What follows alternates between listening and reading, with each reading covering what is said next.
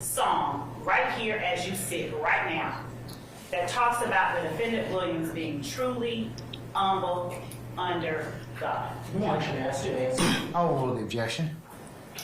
A number of songs on the last album, Pump. Dang, what the song name? Oh, Dropping Jewels. He talked about God a lot in that one. Okay. Please tell the jury what part of that song talks about the defendant being truly humble under God. So in the beginning, he said,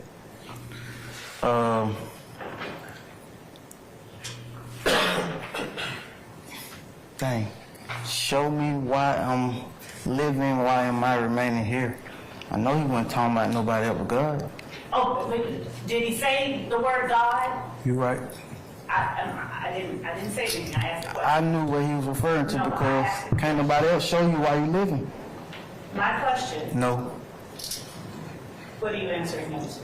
Did he say God? But I knew that he was referring to God. So, can you think of a single song where the defendant Williams raps that he is truly humble under God? Not under these circumstances. So you cannot right now? No. Okay. You were also asked on cross-examination quite a bit about this plea agreement that you signed back in 2022. Do you recall being asked those questions by Mr. Steele? Yes. Do you recall being asked questions about it by Mr. Sharp? Yes. And do you recall being asked questions about it from other lawyers as well, representing some of the defendants? Yes. Let me ask you this. How many times did Mr. Steele visit you at the jail while you were at Rice? None. None? For the RICO indictment?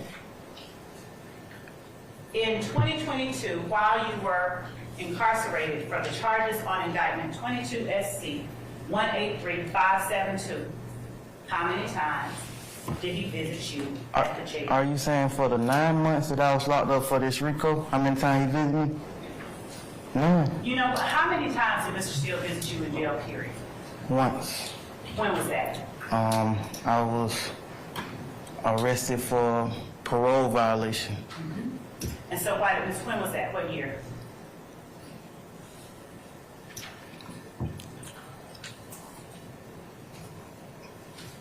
I want to say 2022 or 21, one of them. 2021? I don't recall the exact year. I don't It's recall. okay, but it's been in the last 2 or 3 years, is that fair? Yes. All right. And did you have a job back then? No.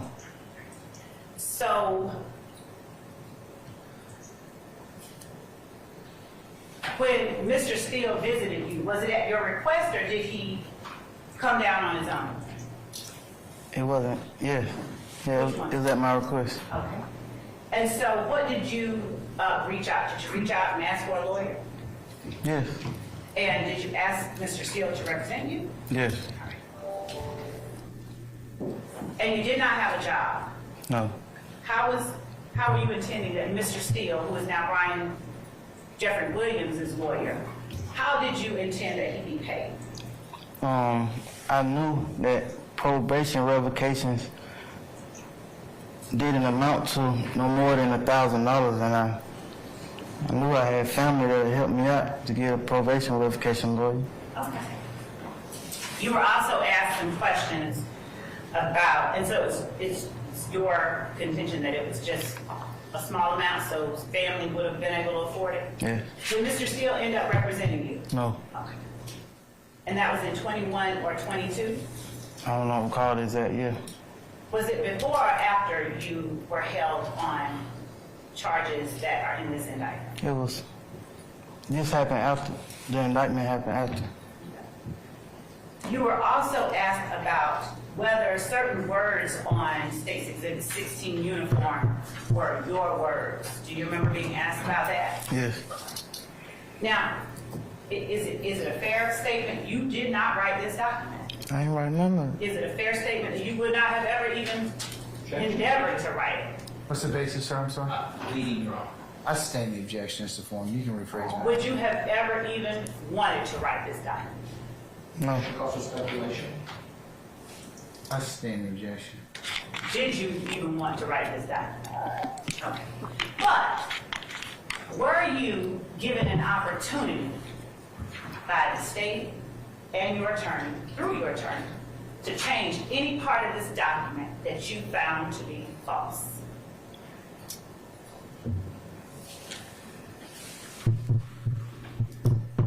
Not given an opportunity.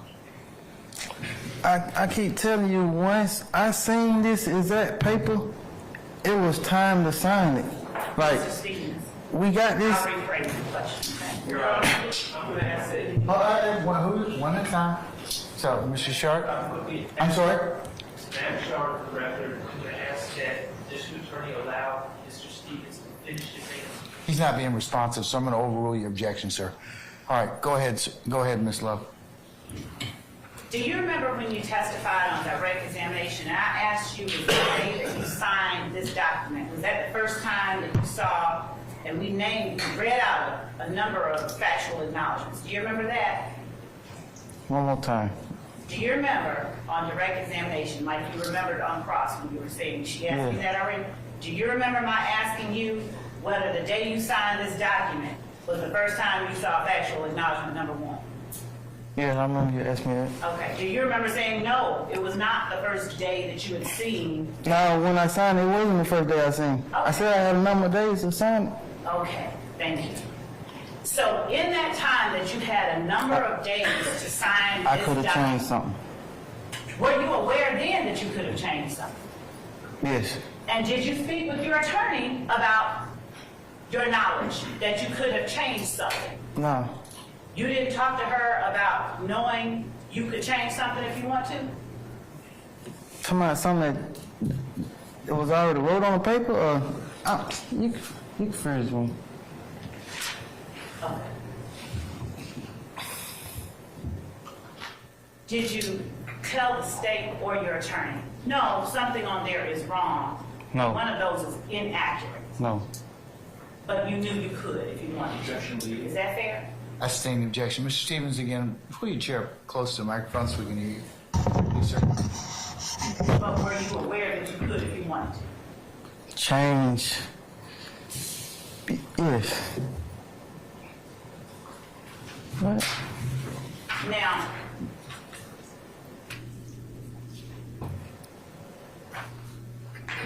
you were asked by Mr. Steele about being kicked off of a tour. Do you remember that? Yes. And you were asked whether that was the reason you weren't at Jeffrey Williams' concert when he was in Holly Grove, Louisiana. Do you remember that? Yes. And is it your testimony today, not last week or week before, that that was the reason you weren't at his concert? I ain't able to give me one of y'all the reason. Okay. Well, I probably told you that. What I say? It didn't make sense to. You trying to ask me something about other week. I already answered this stuff, man. I answered it. I want to answer today. Does the truth remain the truth from week to week? Yeah. Objection. I sustain the objection. So, was being kicked off of a tour any reason why you didn't go to Holly Grove? It could have been. Was Dolly, the defendant Williams' sister, kicked off of the tour? That same tour that you talked about being kicked off of? I don't know. Was DK, Walter Murphy, kicked off that tour?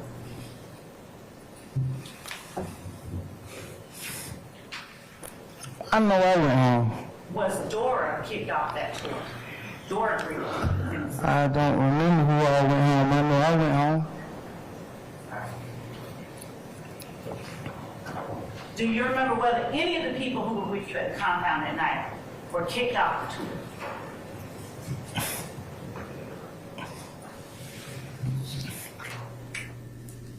I know I went home.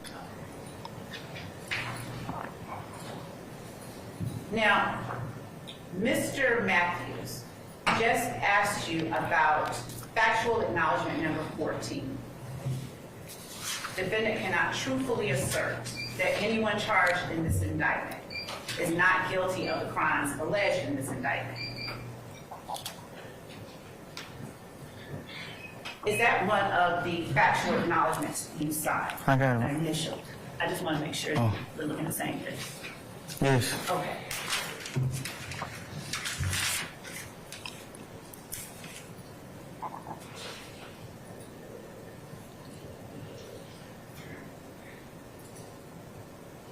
SB, the defendant that you call SB, Shannon Stillwell, was he 30 deep?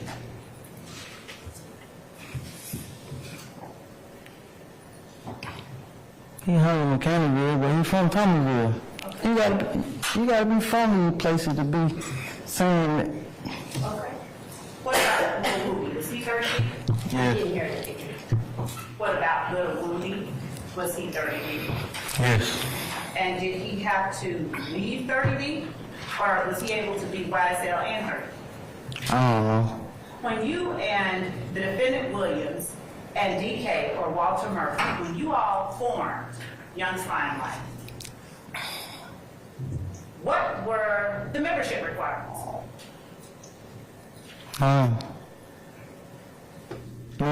None? How did you all decide who would or could be a member of Young Slime Life? Nobody ever did. And when you say that people are members versus associates, is it still the case that you recognize a difference? That there's a difference between a member of Young Slime Life versus an associate? Yeah.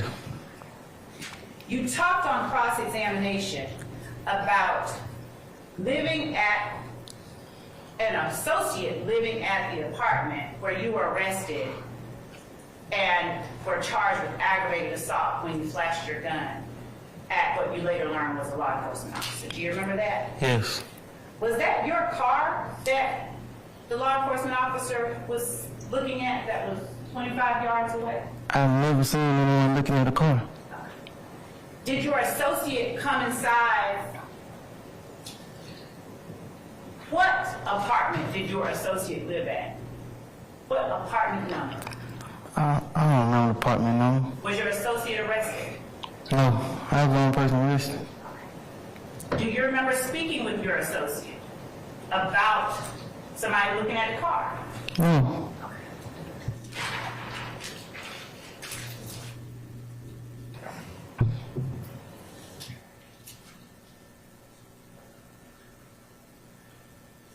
Mr. Sharp asked you about Big selling drugs on Cleveland Avenue. Do you remember that? Yes. Is Big's name Darius Ford? Yes. And is he the young man whose life was taken along with Christian McMillan? Yes. When I asked you on direct about the web, I asked you the address. Is the address of the web 2539 Browns Mill Road? Yes. How often did you visit the web in 2021 and 2020? Often. Would you describe what was inside the web for the jury? TVs, computers, speakers, sofas, beds. Was the web an apartment, a house, a standalone building, or something else? A house. Did you live at the web? I've spent the night there. How often did you spend the night at the web?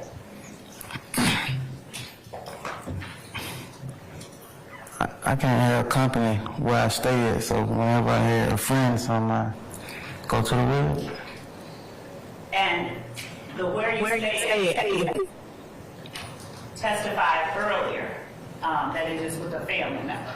Yes. And is that the family member that you've been living with your entire life? Yes. did you have to pay that family member to live there? No, just clean up. That's reasonable though, will you agree? That's a payment. All right. Who lived at the wedding?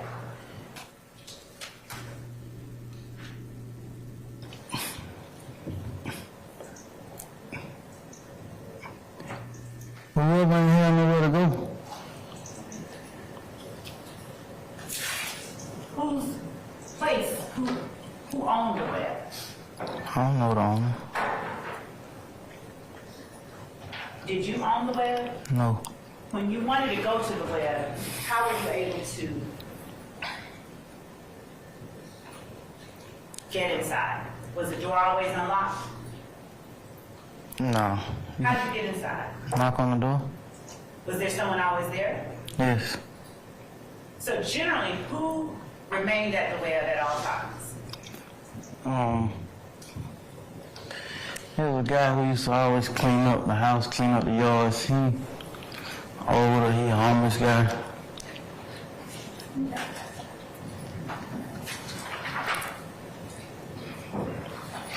So did you have to pay anyone to stay at the web when you did stay at the web? We was going in and rent. Okay. And so who were you giving rent to? Talking about like, who? The house person? I don't understand. If you were going in on rent, who were you giving the rent to? Elder lady who got the house for us. What's her name? And I don't know. You just gave her your money? Yeah.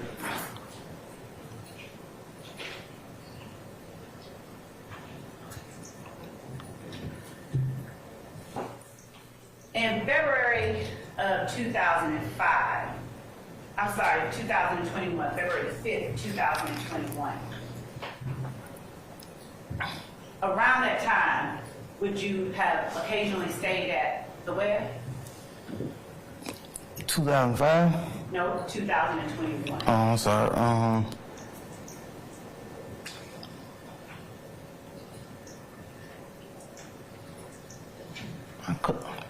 I could have been there.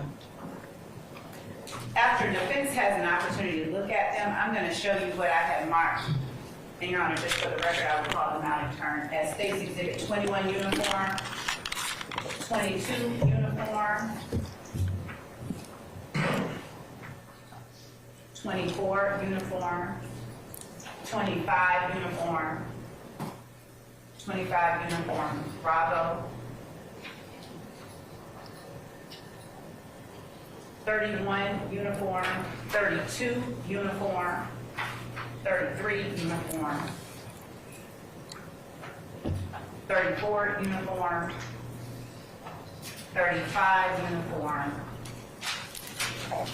and those are all. Now I'll ask our legal assistant for legal assistance. But I'm going to send those over and make sure that defense counsel has an opportunity to look at these before we take them up to Mr. Stevens. Mr. Stevens, could you please just... You all want to, somebody want to come take a look at them? 21, 22.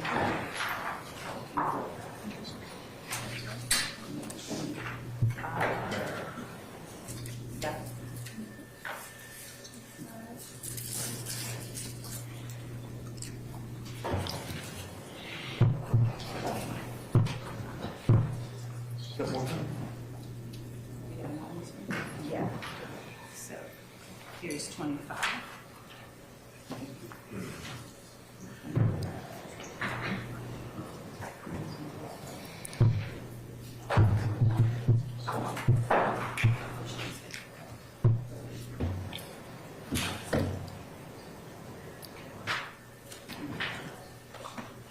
Two.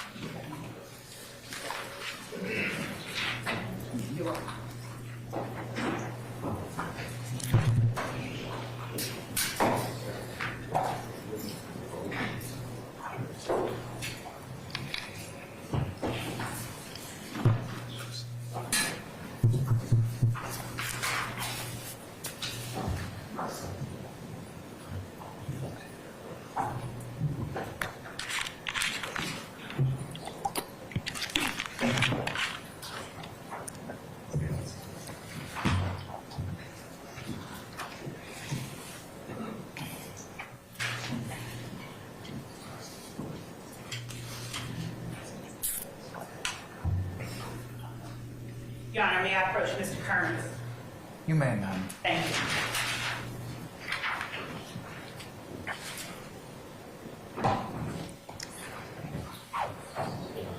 Thank you.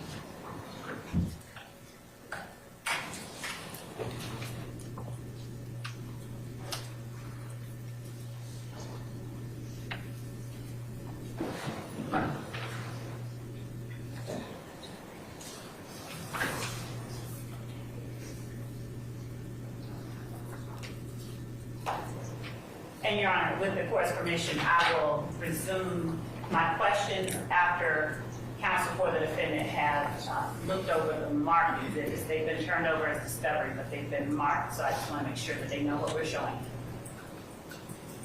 All right. Once the defense has an opportunity to take a look, and just let me know, and then so you can pause for the time being, ma'am. Yes, Your Honor, thank you.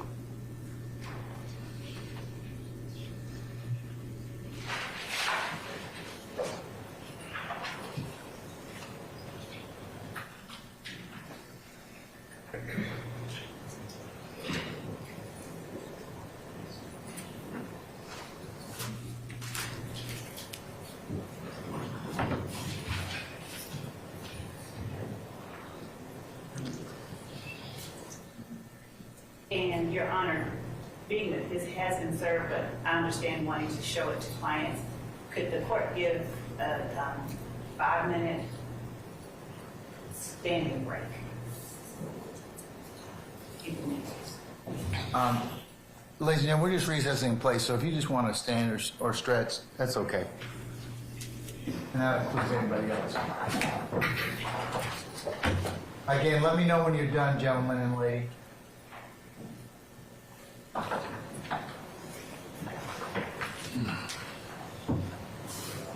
No, it's good.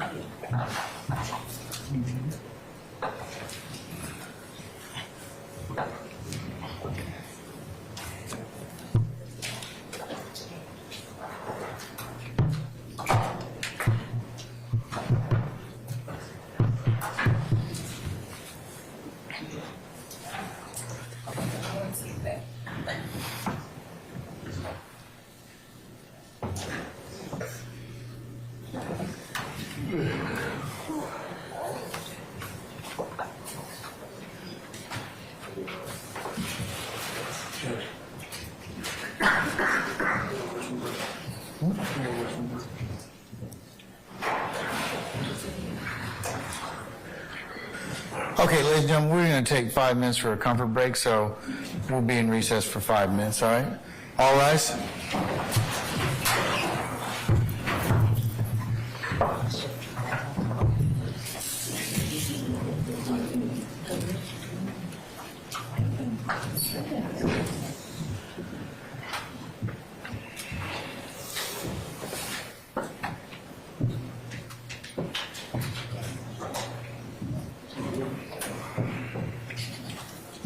You can come back in 5 minutes.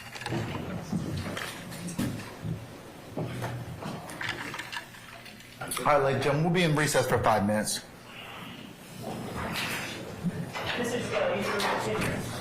Mr. Hart.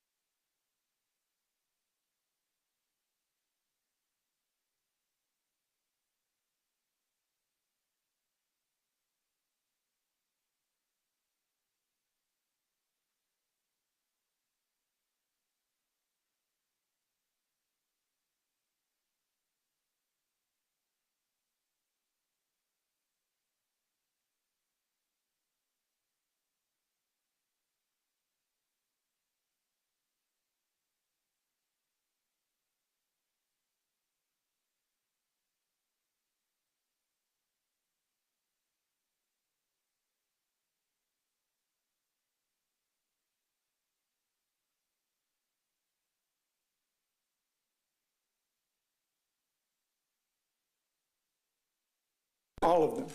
Okay, so let me just, for purposes of record, and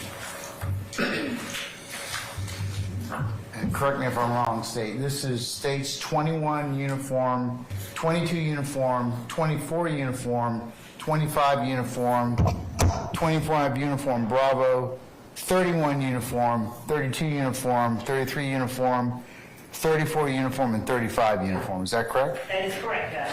All right. And on two separate and distinct bases. This pertains to all of them? Yes. Okay, all right. First, Can I see them to begin with? Yes. All right. And just to give some context, Judge, I'll also pull out the ones that defense counsel admitted that are part of that same thread.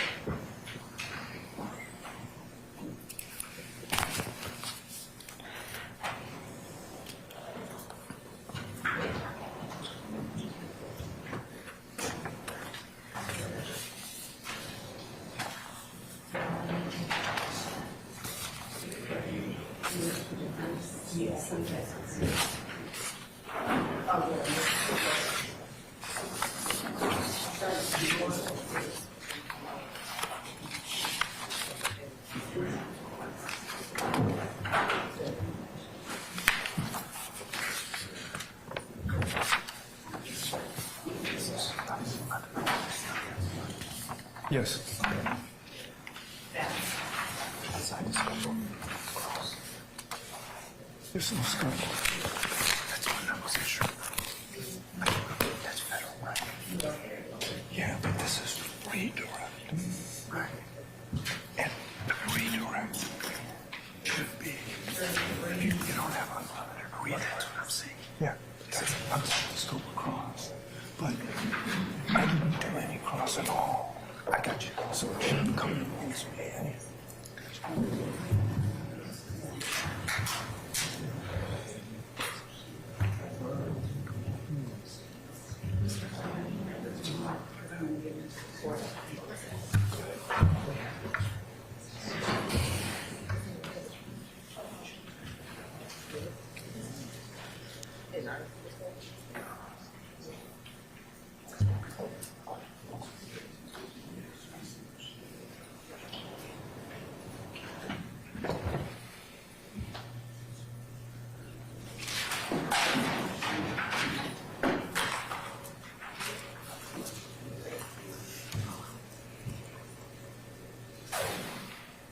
Glad you did that.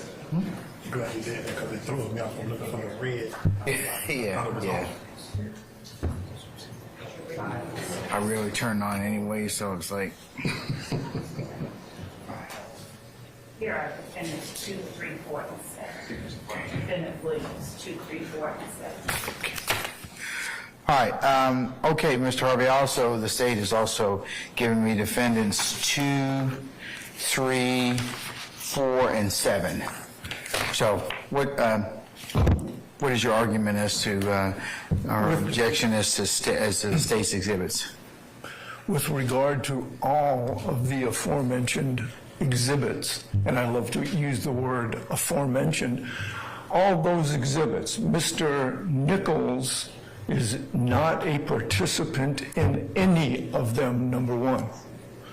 Number two, the only theory upon which these can be admitted, Mr. Nichols not being a participant, is 801D28. You, Your Honor, had a hearing on 801D28, and the court ordered the state to provide the court and the defense with what they contended to be 801D2E co-conspirators statements, co-conspirators exception to the hearsay rule statements. They provided the court with a nominal list of what they contended to be 801D2E statements. None of these exhibits were contained within, nor did the court rule on whether these statements, these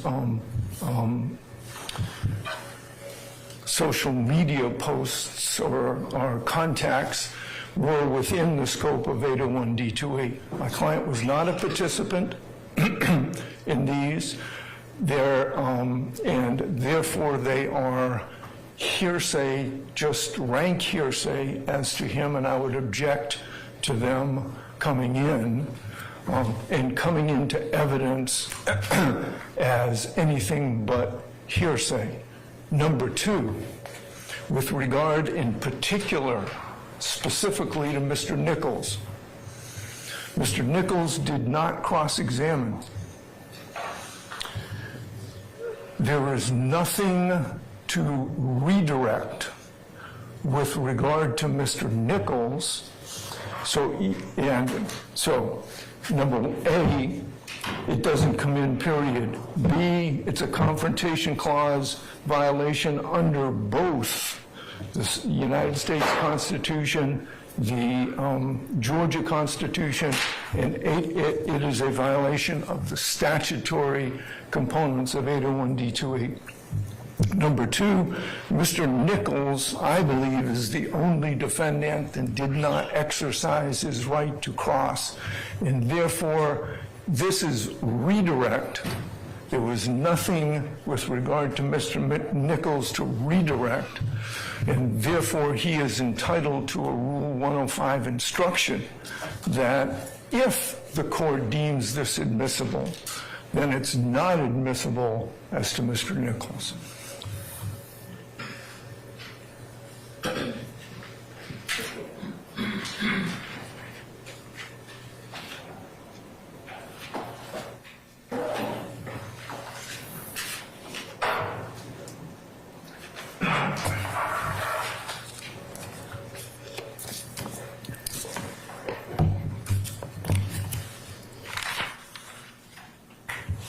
All right, sir.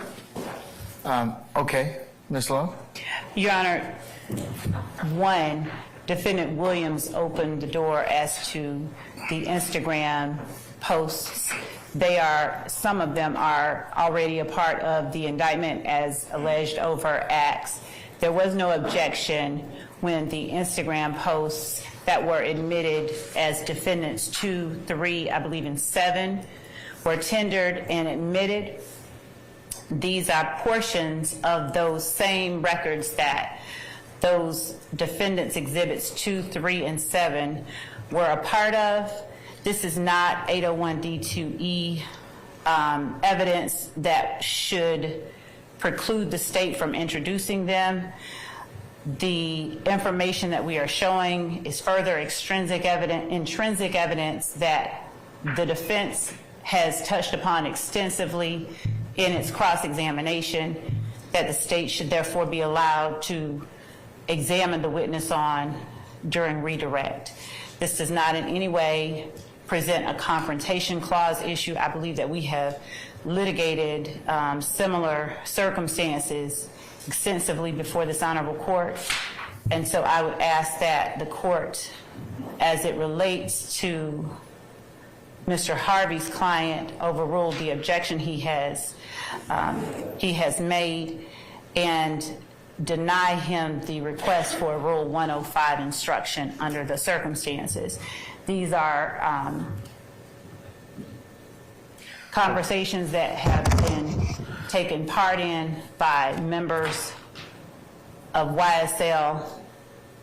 And again, these are matters that were brought up on cross-examination. And were they not brought up on cross-examination with this witness, we may be in a different place in terms of my wanting to introduce the exhibits now through this witness, but here we are.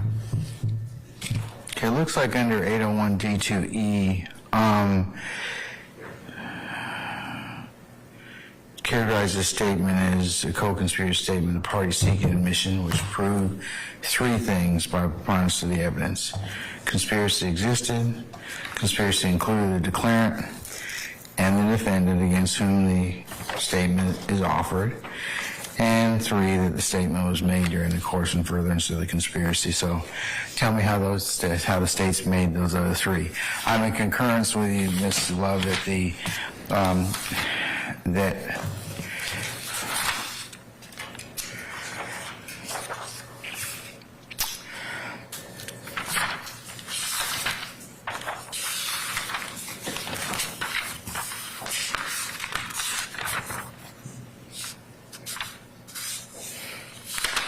Statements under 801D2E are not testimony for purposes of analysis under Crawford versus Washington, as such are not barred from admission by the Confrontation Clause. So I'm okay with that, but over Mr. Harvey's objection, of course. But what about the first three predicates? One, Your Honor, these are, as far as having shown a prima facie case of a conspiracy existing, the court has heard testimony regarding the web being a spot for YSL. They've heard testimony regarding the fact that Trontavious Stevens sold drugs to increase and enhance the notoriety of YSL. They heard that on cross and direct. One of the allegations that we make in the indictment is that drug sales are one of the crimes that YSL members commit. In particular, we have, as a part of Mr. Stevens' factual acknowledgement, that YSL associates and members sell drugs at particular places. During cross-examination, Mr. Steele asked Mr. Stevens about living with his grandmother, and there were many questions that went into how his drug sales, does anyone in here benefit from his drug sales? Does anyone in here get the proceeds from his drug sales? And the conversations that the court is looking at are conversations between Mr. Stevens, who's on the stand, Mr. Lee, whom Mr. Stevens has already identified as a person that he held the conversations that defense counsel brought up on cross-examination, that he held those conversations with during that thread. They are talking about paying dues. They are talking about paying rent. Mr. Steele asked Mr. Stevens, didn't he live with his grandmother all of his life? And in fact, what is happening is the web is a trap. It's a place where YSL members sell drugs. We have evidence that will come in to further prove that assertion on our part. But Mr. Steele has now opened the door regarding the Instagram conversations and records that we served on counsel for the defense prior to jury selection in this case. So the conspiracy that we are alleging, of course, is alleged in count one. The participants, Mr. Stevens will identify, he has already identified many of them during cross-examination. And the content that the court has before it makes it, from our estimation, rather evident that these members or associates of YSL are acting in concert and for the benefit of themselves and the group itself. They are talking about paying rent. As a matter of fact, Jeffrey Williams, on one of the, if I may have the exhibits to speak with specificity, Your Honor. Which ones? The ones that you gave me, that have already been admitted? No, the ones that the state tendered. The ones that have already been admitted or identified. Is that what's what? Yes, Your Honor. Okay, all right. You want the ones that have been identified. All right, okay. I'll return those to you.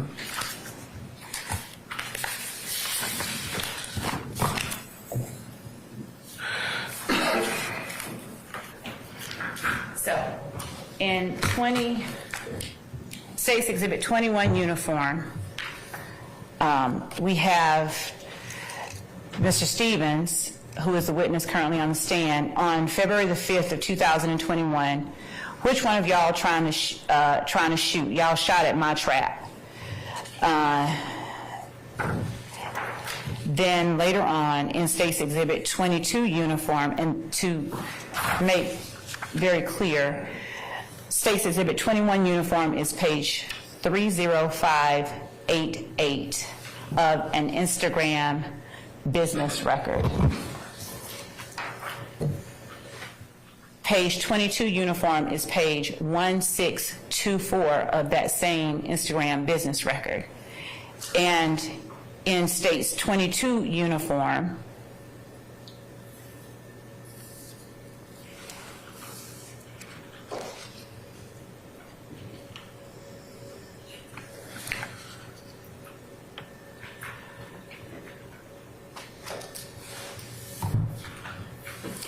there is a conversation which actually begins on previous pages, I believe 1622, where the witness on the stand now tells the group or participants in the chat, neither one of y'all is having any company until I get my Timbs. So he apparently, it's our contention, and we'll find out from him, that they are at a particular place. We believe it's the web because there are references to it later.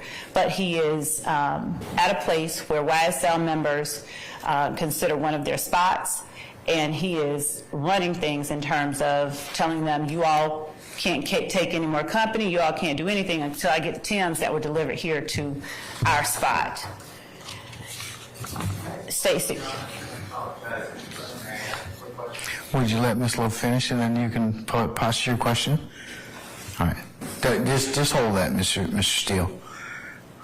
State's Exhibit 24 uniform and 25 uniform and 25 uniform Bravo were parts of the exhibits that Mr. Steele tendered for Mr. Williams. State's Exhibit 31 uniform, the middle of the page, where the witness on the stand on February the 6th says, what part you ain't hearing? Why everybody ain't got something to say? What you mean? If I can't afford it, no, they can't. That's why when a nigga be dead serious, y'all niggas need to stay in your lane. It ain't no joke. Y'all ain't giving me nothing. Then we have Do It Phil saying, I'm supposed to bring some when I pull up. And the witness on the stand saying, y'all know I paid last month's rent by myself. Here go, same thing right here. Slug, I know what you did. And then he says, ain't nobody said nothing. And then he says, Big, don't pull off, fist to jump in with you. That's Do It for Phil. And then Slime Life Shorty says, send your bash app for Cash App. And then the witness on the stand sends a Cash App, a screenshot of his phone. He goes on and says, I've been paid the rent. He's already testified, and again, this is also for impeachment purposes because he testified that he wasn't working, didn't have a job, stayed with his grandmother. But he talks about having paid the rent. We will have another witness who has already given a statement to law enforcement that the web is a place the defendant Williams rented for YSL. We will have law enforcement officers who will come in here and testify about what was found when they actually searched the web. It is a place that has gotten shot up. It has surveillance cameras on the inside, and it was there were money counters, drug paraphernalia, and drug sale items and evidence inside of the web. You have the owner of the Instagram account asking how many niggas be sleeping there. Give a number. And then you have 4K having it his way saying it's an easy 100 apiece. Easy. You see them working in concert with one another. You see them in this Instagram. You see them working for the benefit of the enterprise that is YSL. We have 4K Tay having it his way. I just want to work. I'll even pay more. And then the witness on the stand, ain't nobody working. Everybody got their own motion. Find your purpose to the gang. And then Slime Life Shorty says, please and now. And then Real1_FR says 6 niggas sleep here. 4K Tay having his way says, I don't get it then. That's 600 right there. 12 if y'all go 200. They continue, the gang shoddy, you know how it be. And then they're saying, the same person is saying too easy. 4K Tay then says $40 a day, $1,200 a month. And then we go on further down the line. And we're talking about 4K Tay having his way saying, I washed this hoodie. And then he says, and it's Slime clothing line, only reason I wanted a funky ass little nigga. And then 4K Tay having his way saying, won't wear shit of yours without washing it for $1,000. And then later on. Okay, do any of these statements have or referenced Mr. Nichols? Your Honor, two things. They, as the court alluded to, they don't, they are not made to law enforcement. So there's not a confrontation. Like I said, I'm not interested in that. But do these statements reference Mr. Nichols at all, or is he part of them at all? He well could be. It would be the witness on the stand who will have to say. Well could be is not, you know, that's supposition, speculation. Well, I mean, because they would need to have something referencing or tying Mr. Nichols. That's his a part of his objection, I'm sure. well, the part of Well, here's my thoughts, the court's thoughts.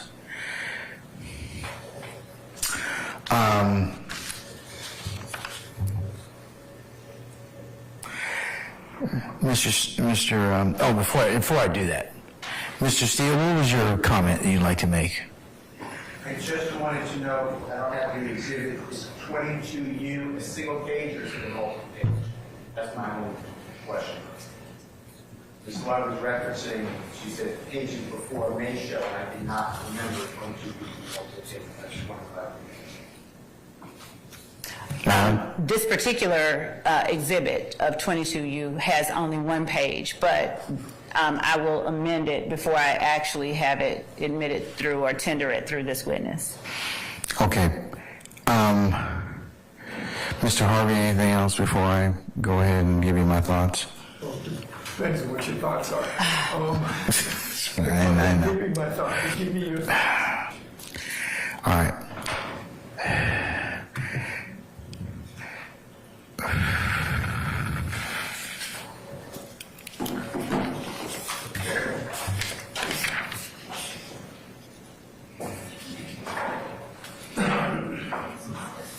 And Your Honor, I just reiterate that this is a conspiracy that we are alleging in count 1.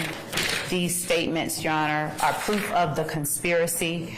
They don't have to directly mention Mr. Nichols in any way. That is the case with many of the overt acts that we've alleged in this indictment, and I believe that the court has heard this objection in different fashions a number of times. But still, I gotta consider it. Let me reiterate, I said before this trial started, give us the 801D2E that you intend to introduce at the trial, or we will be objecting. We're going to take trial time, and the state provided specifics of 801D2E. Specifics, and we litigated each one of those. And I said beforehand that we're going to be sitting here doing this at 4 o'clock in the afternoon. And that's why I'm objecting. I think it's disingenuous now to say, oh, boy, we think this is 801D2E. It's part of the conspiracy. It's not part of the conspiracy as to Mr. Nichols, who was in jail at the time these things happened. Your Honor, this is redirected. Yeah, I think Mr. Steele opened the door as to this, Mr. Harvey. So that's kind of the issue at this point in time. I understand where you're coming from. Not as to me. Well, that's the problem with having one of the challenges of having multiple co-defendant cases is that one may inadvertently affect somebody else. And that's your right as an advocate to make sure your client's interests are protected. But having said all that, here's my thoughts. I think the statements are admissible under 801D2E, and also that there's not a Crawford issue at this point in time. Now, whether or not there's a limiting issue at this point in time, I may give that as a jury instruction, but I'm not inclined to give it right now. Well, we would ask for it now because the evidence is coming in now. See, but I don't know in context what else is going to be given. So that's why, I think it'd be better as a jury instruction at this point in time, depending upon what is actually put up. But it cannot be redirect on a defendant that didn't cross. It can't be. Your Honor, I would also point out that there was no objection when this was in. And there's no scope either, Mr. Harvey. Unlike federal court, you can examine a party on just about anything at any point in time. Well, So. the problem is we're on redirect. We're not on cross, number one. Number two, if it comes in against me, I will object. Yes, sir, I don't have any issue with that. But you can't hold me responsible for not objecting when it's not coming in to evidence against Mr. Nichols. I'm not holding you against that. I mean, that's your job. That's your job. But yeah. You're admitting it without a cautionary instruction right now. I believe I'm entitled to a cautionary instruction. No, because it's a conspiracy. Some of these statements are going to be against, maybe directly admissible against some parties and not others. And that's the challenge of being, and the issue of being allegedly joined as co-conspirators. Is that's the power of it. But you know, I understand where you come from, but it also depends upon what is actually comes out as to whether or not those statements are truly going to be against.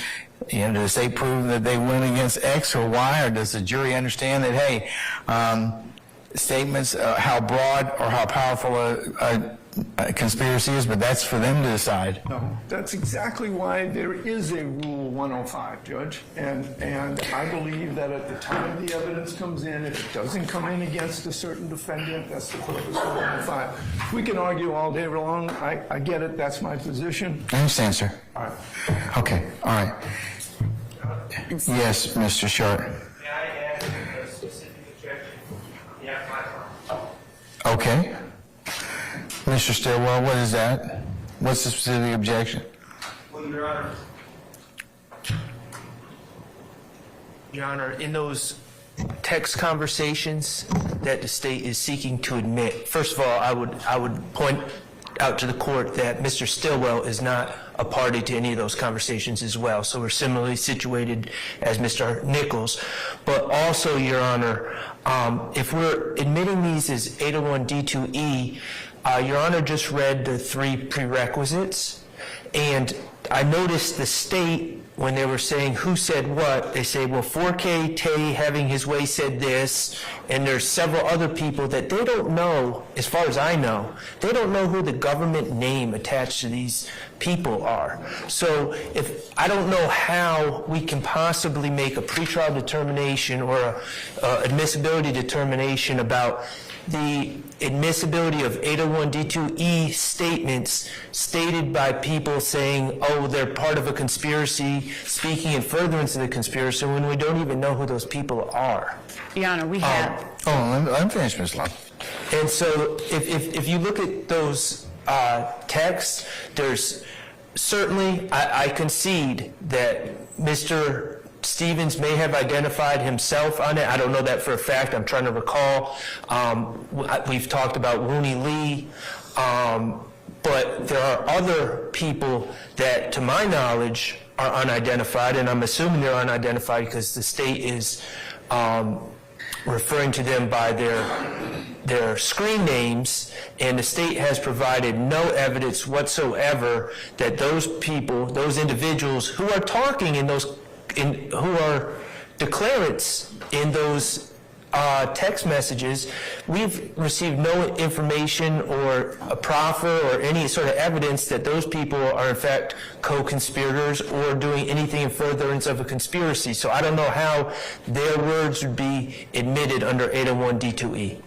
Your Honor, I thank Mr. Sharp for that, and I'd like to actually make sure that I offer that up and make sure that it's part of our proffer. Darius Ford, Rooney Lee, Jeffrey Williams, Trontavious Stevens, Antonio Sumlin, these are all participants in this thread. And these are all people who are, with the exception of Mr. Ford, who are indicted co-conspirators, as alleged by the state in 22 SC 183572. So if I was not clear, I extend my apologies to counsel for the defendants in the court, but these are, in fact, YSL co-conspirators, and do it for Phil is Mr. Farley. Well, Your Honor. And, Your Honor, I'm sorry, Mr. Sharp. And, Your Honor, the foundation has already begun being laid with Mr. Stevens' prior testimony and his testimony about who is what person, as the Instagram handles show. But they will further, the foundation will further be laid as he gives the testimony that I expect he will regarding who these people are in this, in these various portions of the Instagram thread and conversations.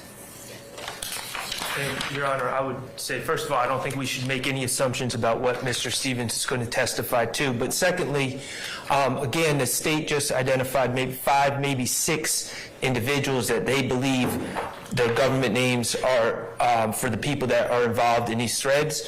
But again, Your Honor, you have them in front of you. There's, to my recollection, more than 5 or 6 participants when you look at all the threads together. So I'm wondering how out-of-court statements made by people who are not even identified would come in a trial against any of these gentlemen. Thank you.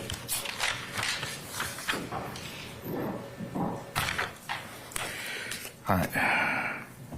You all give me 5 minutes, please. Does Your Honor want the exhibits? You want the exhibits?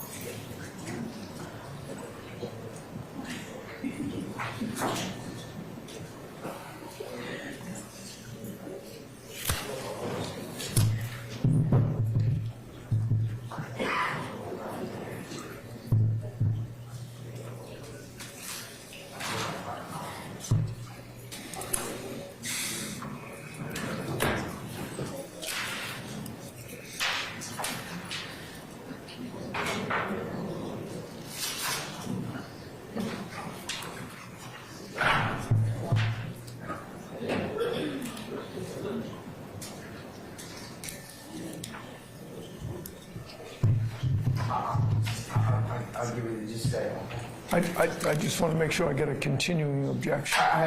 Just give me a second. Yeah, sure. Here's something else right quick. That's what I was just gonna say. You can sit down and like, I'll call you back. Okay.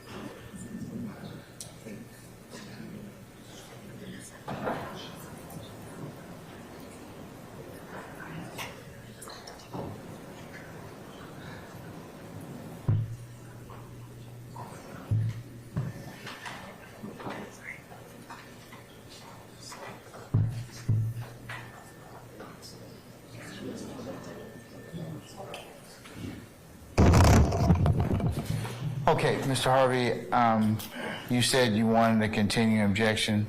I do want to continue. Judge, to the admission of those exhibits that you specified that are part of the record. I understood that the questions that were asked originally were asked specifically with regard to Mr. Williams and no one else really. So I understand what those. Yeah, I'm going to rule. I don't think you probably want to wait until I rule, but I do understand what you're saying.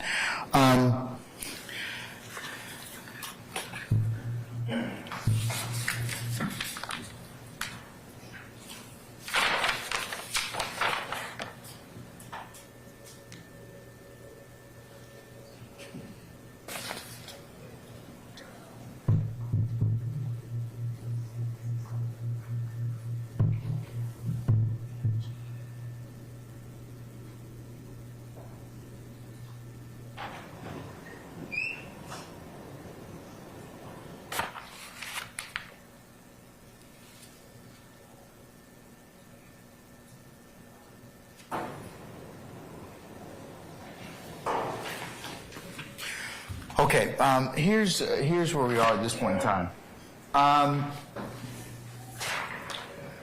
To characterize the statement as a co-conspirator statement, party seeking admission must prove each of three things by a preponderance of the evidence. So the state would have bears the burden in this particular circumstance. One, that a conspiracy exists.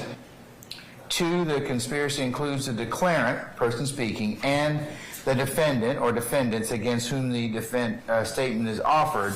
And three, the statement was made during the course and in furtherance of the conspiracy. And that is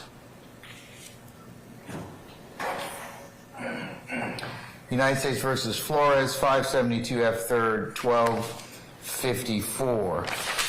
Also, co-conspirator statements may be admitted if the proponent shows by preponderance of the evidence the following the three elements I just mentioned.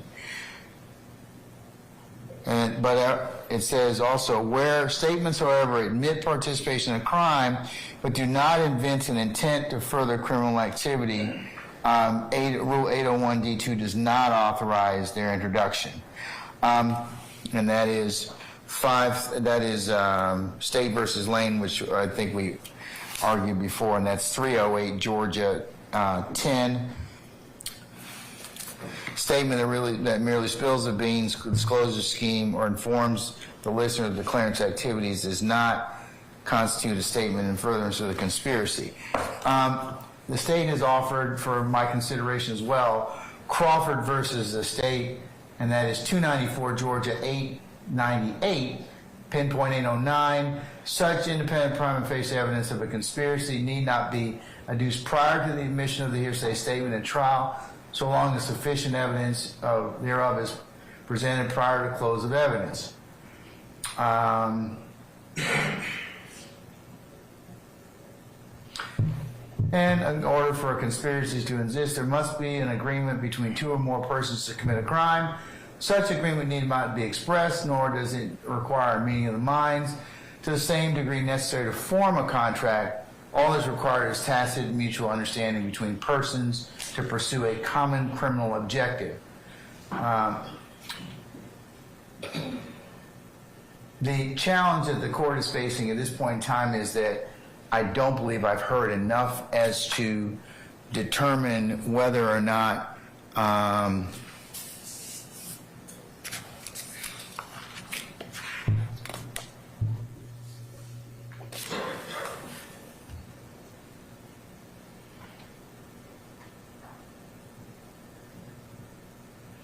there is sufficient evidence. And I know the state's telling me, y'all telling me that as long as you present it prior to close of evidence, I'd like to hear a little bit more in terms of context in regards to Mr. Harvey's objection specifically. So I haven't heard enough as yet that Mr. Nichols is truly involved in this, but once I do hear that, you can admit or represent the particular evidence, but for now, I'm going to sustain Mr. Harvey's objection. So, Your Honor, as it relates to, there were a couple of things that we'd like to say first. Thank you, Judge, for the, yes, thank you, first of all, for the helping us to understand where the court is. See, I need to know which statements you're offering. I mean, the challenge that Lane kind of just presents is that you just can't throw out all these statements. You've got, and also, there needs to be something which is going to provide the court or some indicia that's going to tell us that you're going to present all of this by your closing chief. So I haven't heard anything about these particular statements yet. They weren't included as part of the pre-vetting process, but like I said, So, Your Honor, part of what, as the court knows and the court is aware that we have to do is prove that we have an enterprise as part of count one. And so part of what we are doing with these records as well is showing the existence of an enterprise, an association between persons that are participants in this thread who the state alleges are YSL associates. Don't have any issue with that. What about specifically Mr. Stevens? I mean, Mr. Nichols. So we've already heard Mr. Stevens, who is on the stand, testify that Quay and the other Quay, Marquavius Huey and Quamarvius Nichols, are members of the Young Slime Life criminal street gang. He testified to that week before last. So he has already been identified as a member of this gang. And in these Instagram messages, or in this Instagram conversation, you hear the witness on the stand now talking about the gang. He's talking about what the gang has to do. Everybody do their part so we don't have problems, gang. Can we all do that? And then you have Defendant Williams saying, this shit ain't about no money, twin. I pay for everything. And then Defendant Williams, it ain't about that. And then Trontavious Stevens, who claimed on cross with Mr. Steele that after Mr. Williams got a record deal, they went their separate ways. But you have Mr. Stevens, February the 7th, 2021, how long before the place got shot up? 3 months before one of their other traps got shot up, talking about somebody trying to shoot up his trap and responding to Mr. Williams, whom he said he went his separate ways from. Only thing I was saying is, I can't afford to take care of this family by choice. Not yet anyway. When the only thing I make is $400 off each one, I pay $1,500. That will hurt. And then you have them going on talking in, that's on page 1709 of this Instagram business record. And to be clear, the business record is from the document that we served to defendants, and it has a PDF number. I don't think their issue is the foundation of the Instagram business record. My concern at this point in time is I hear everything you're saying is that some more foundation or nexus is going to have to be shown, at least from the court's perspective, to not run afoul of Davis. Right, Davis. I should say Lane, in order for me just to be able to hear something else about tying, since Mr. Harvey has specifically objected as to his client. So that's my concern. I think you've been able to show at least part of it in terms of gang activity, but it would be helpful if there's more nexus as to these conversations as it relates to Mr. Nichols. So, Your Honor, if the court permits, then may I suggest that I be allowed to ask questions before the court admits any of these to establish the nexus, the context, the foundation that the court seeks that we find as it relates to the state's exhibits that I've tendered, and that the court give a sort of limiting instruction stating that until such time as the court deems it proper, the jury shouldn't consider them against only Cormarvius Nichols. And then at a later time, when we've satisfied the court's concerns regarding Mr. Nichols, the court tells the jury, especially when the door was opened, and the rule of completeness, we'd argue, should allow us to get into these documents, since Mr. Steele has already introduced his portions of them, that until such time as the court tells the jury that, right now we're considering them against 5 of the 6 defendants. As opposed I would think that should have been done prior to us doing anything in terms of presenting this in front of a jury. Because this, I mean, I know, and listen, I know that your assertion in the courtroom is that Mr. Steele opened the door as to that. So, yeah, but it's going to have to be taken up at some point in time. So we may not be able to do it today, unfortunately, but I think you're going to probably end up having to do that in order for these records to be admissible, or at least the court to make a threshold determination as to them. And Your Honor, I'd also point out that in a conspiracy, as Mr. Floyd, who's our person who helps with this every day, is every defendant is responsible for the acts of every other defendant. And in as much as, regardless of where Mr. Nichols was at the time that these statements are being made, we've at the very least shown made a prima facie showing that there is a conspiracy and that there is a gang, which the courts have deemed conspiratorial on its face. I think you've got 1 and 3 already. A conspiracy existed and the statement was made during the course and furtherance of conspiracy. I just think that you have the issue that I'm kind of teetering on right now is the conspiracy included the declarant and the defendant. So the declarant, person speaking, and the defendant against whom the statement is being offered. Now, I know it's pretty broad in the conspiracy about what may be said about whom, and that's the powerful thing about a conspiracy, but still, that's where, Lane, kind of cautions me about that. So, that's why I'm saying that you may need to kind of just put on a little bit more, show how you've met the second prong, which is the conspiracy included the declarant and the defendant against whom the statement is being offered. And that's kind of what we were trying to do with the 801D3 issues, is to kind of parse out which ones or which statements are... You find something funny, Mr. Short?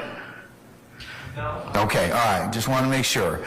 All right, so that's kind of where we are. So that I'm clear, the court is it the court's instruction that we need to show that that Mr. Nichols was a part of the conversation, or because as the court has reminded us many times, the defendants, as with each of the alleged overt acts in the indictment, they don't have to be a part of every overt act. And our contention is that these conversations are overt acts in furtherance of the conspiracy, which are admissible against every participant in the conspiracy. And inasmuch as Cormarvius Nichols is a part of this alleged conspiracy, these Instagram record conversations should be admissible, should be admitted against him, as well as each and every one of the other defendants seated before Your Honor today. They're just saying he's part of the conspiracy. He ain't part of the conspiracy. There's no proof of the conspiracy, and he is not a participant in these phone conversations. And Your Honor, just for the record also, you keep saying only Mr. Nichols. Mr. Stillwell is not a participant in conversations either. That's what. I don't know why the state keeps saying 1 out of 6. And Your Honor, and neither is Mr. Kendrick. So Your Honor, that's exactly the issue that they have been trying to sort of push all along. It's an effort to de-aggregate or to pull apart the conspiracy itself, count 1 itself. And in a circumstance like this, in this type of case, that is why we have the laws that we have. They are quite liberal, they are quite broad, and they are meant to reach beyond the contention of defendants who want to assert, well, I didn't have anything to do with that act, so you can't hold that against me. I didn't have anything to do with that one, so you can't hold it against me. This is exactly the type of circumstance that the Georgia RICO laws were designed to encompass. And for that reason, we are asking that the court allow us, prior to the jury being sent home today, to get into these these conversations by the witness on the stand, the defendant Williams, Wooney Lee, who is also on the indictment, Antonio Sumlin, who is also on the indictment, Marles Farley, who's also on the indictment, all of these members of YSL and associates of YSL. This is, if they were able to make the type of argument that they are attempting to persuade the court about now, then there would never be a place or an instance for this type of action to be brought, because that would be the argument that would allow them to escape being held responsible for acts of these natures. Allow the state to eliminate their burden of proof beyond reasonable doubt. That's what the state is asking you to do. It's a matter of proof. Not at all. It ain't a matter of say-so. You can say whatever you want, but the proof comes from the witness stand, and the proof comes from the admitted evidence. And, Your Honor, we would argue that this is admissible evidence, and it is what they are arguing goes to the weight, not its admissibility, and that they can cross or not cross or argue in closing that their client wasn't a part of the conversation, but that's their right and ability at every juncture with every piece of evidence. They have done it thus far. They have attempted to cross every witness. Was my client there? And this is exactly what can be done here, and this is exactly the exact type of evidence that the state has offered previously, the court has found admissible, and that our contention is that the court in this instance as well should find admissible against every defendant seated in here right now. Yeah, except for Without more, actually, because we have shown the Hold on, I can't listen to people simultaneously, so. the same thing all day long. without more, because we have made the we've made the requisite showings. Except for the fact that I didn't cross. It I doesn't didn't matter. make an opening argument, and I didn't cross this witness. So that is a distinguishing fact. No, it is not. Sorry, I get the floor now. I get the floor now. Okay. That's a distinguishing fact, and it's still a matter of proof. A say-so, an argument, doesn't meet the state's burden of proof. It's as simple as that. Well, it wouldn't, Mr. Harvey, with all due respect, it wouldn't make a difference whether or not you crossed them or not. It's a conspiratorial statement. That's what they're offering it for. So whether or not, I understand what you're saying, but I don't think that will affect its admissibility. We're on redirect. We're not on... Again, remember, there's no scope rule in Georgia state courts. There's a scope rule in federal court, okay? We're not there, so... There's no scope rule on cross. I'm not so sure there isn't a scope on redirect. It's not. There's plenty of case law that talks about you can get into just about anything you want to, even if you forgot something, and it's broad discretion on the court to determine whether or not you're gonna. Exactly. Yeah. Discretion of the court. Yeah. Okay. Anything else? Your Honor, excuse me. Hold on, Mr. Harvey. Anything else, sir? No, sir. Okay. All right. Yes, Mr. Weinstein. Okay, Your Honor, the state is saying that they have established the conspiracy by the fact that they have cited a conspiracy in their indictment, and that is sufficient. That is not sufficient. Just because the state says there's a conspiracy amongst these defendants, that does not mean that they have established a conspiracy. That's established on the witness stand.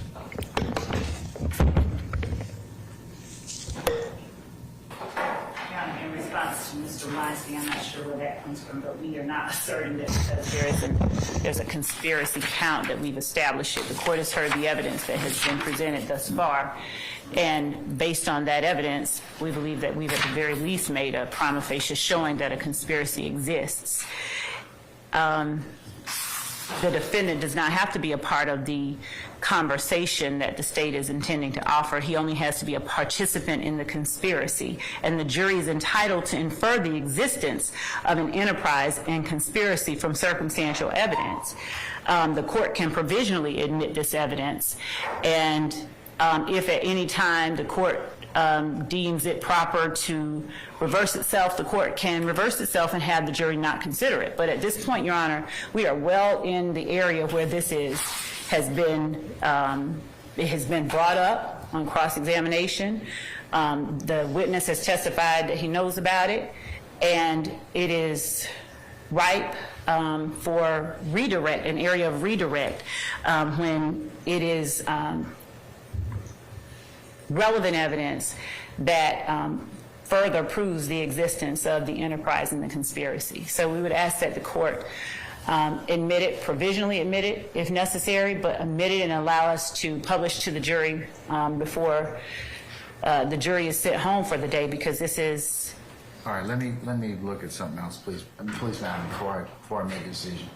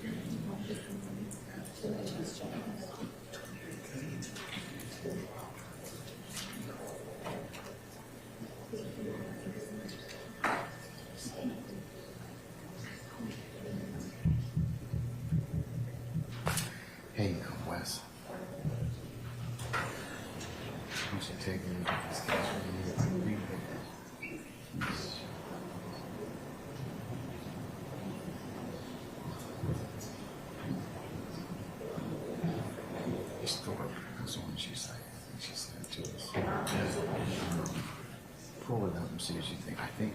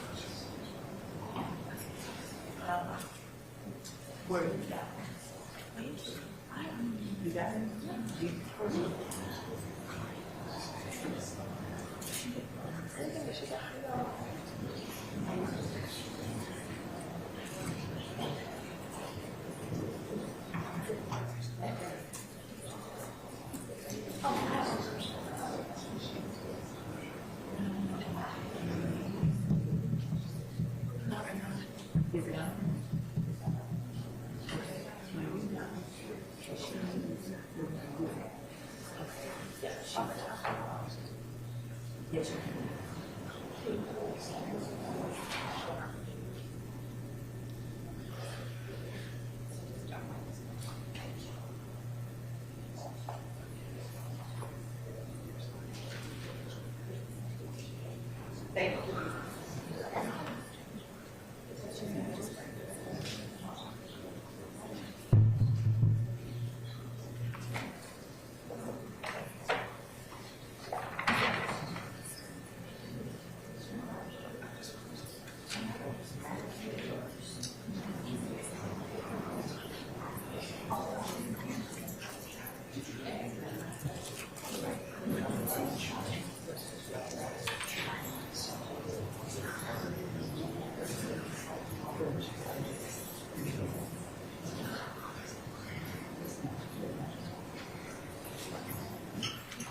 Ms. Love?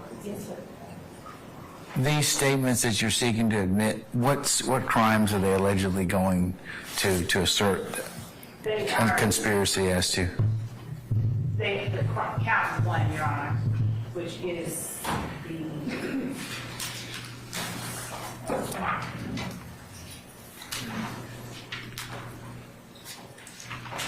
conspiracy to violate the Racketeer Influence and Corrupt Organizations Act for the said accused together with both together and with unindicted co-conspirators unlawfully conspired to acquire, maintain directly and indirectly an interest in and control of United States property and other personal property through a pattern of racketeering activity, and while associated with an enterprise that unlawfully conspired to conduct and participate in, directly and indirectly, such enterprise through a pattern of racketeering activity.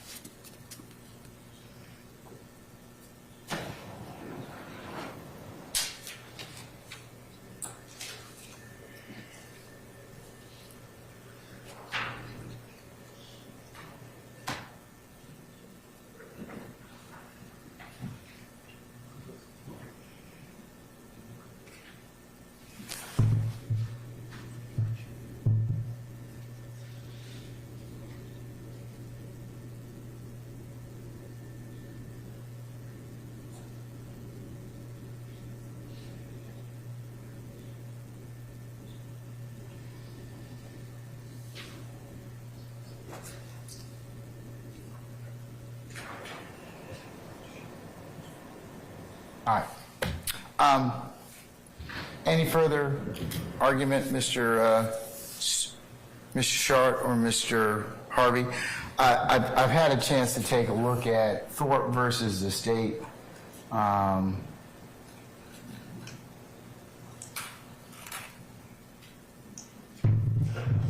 At 285 Georgia 604, 2009 case, and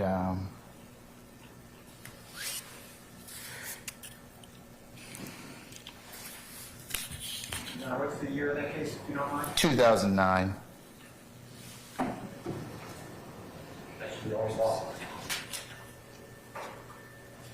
In regards to what, sir? 2013, new evidence. We have a 2019 case, Judge.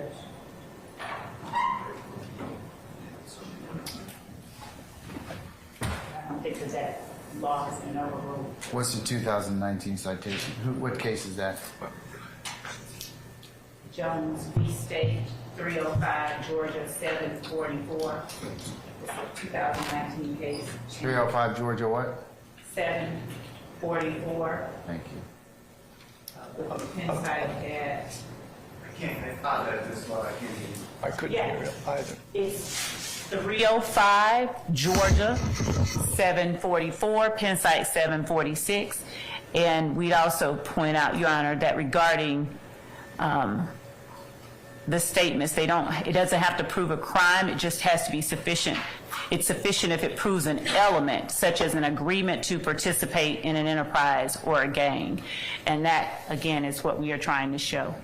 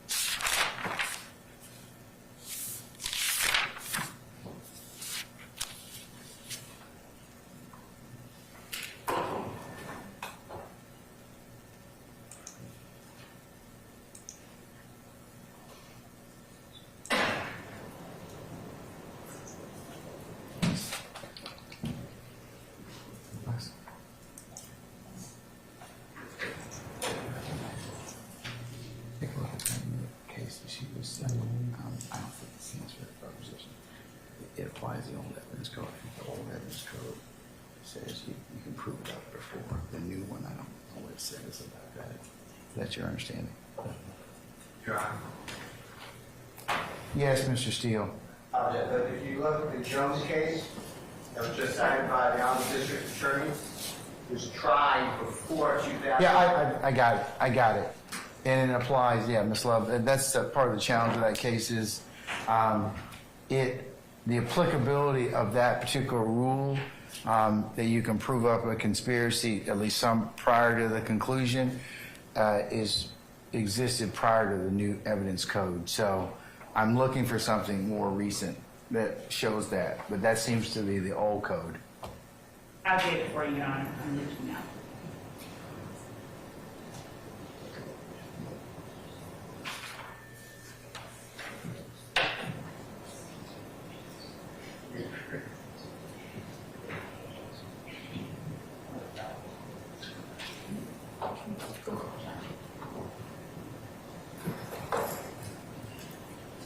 Yes.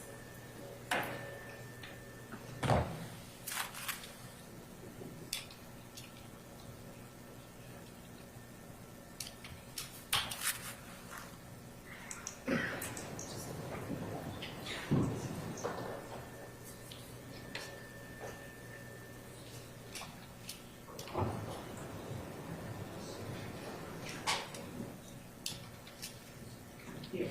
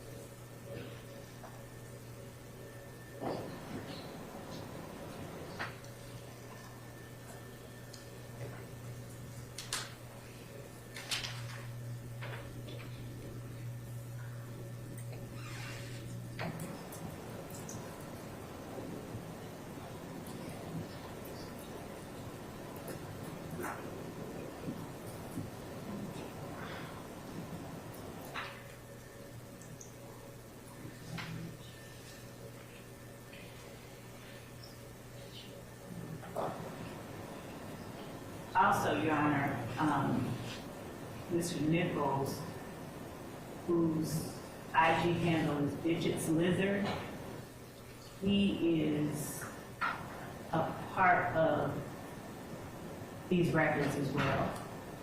On page 48805 in the 9/30/2021 conversation, at least that's one place where he is. So he communicates with the participants in this case as well. Which is that one? Which exhibit? So the record itself is What state's exhibit is it listed in, Madam? not on any one of these particular pages. He is in the records that these pages come from. He is a participant in a 9/30/2021. I'm sorry, microphone, please. He is a participant in a 9/30/2021 conversation in these records.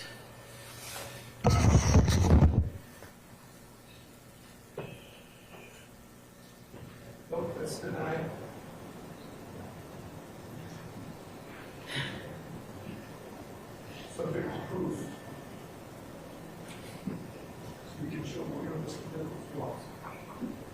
flatly deny.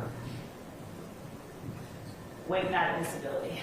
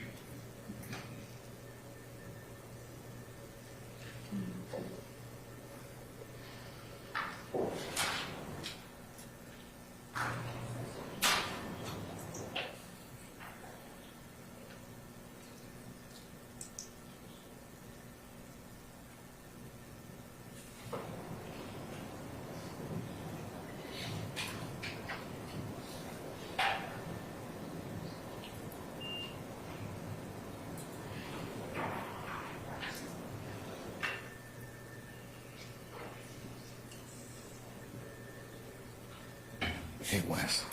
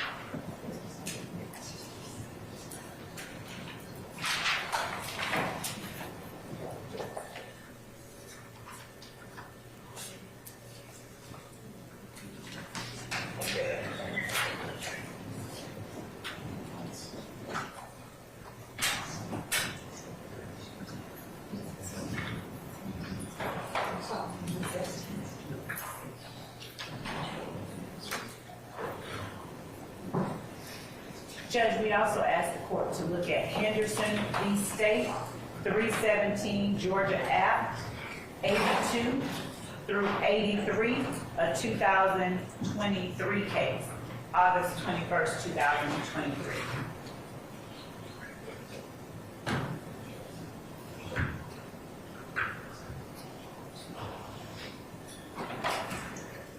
What's the name of the case again? I'm sorry. Can you?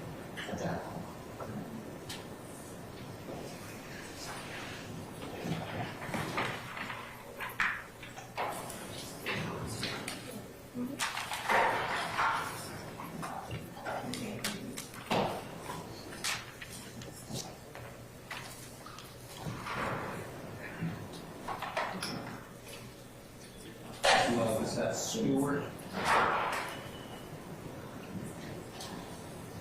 Henderson.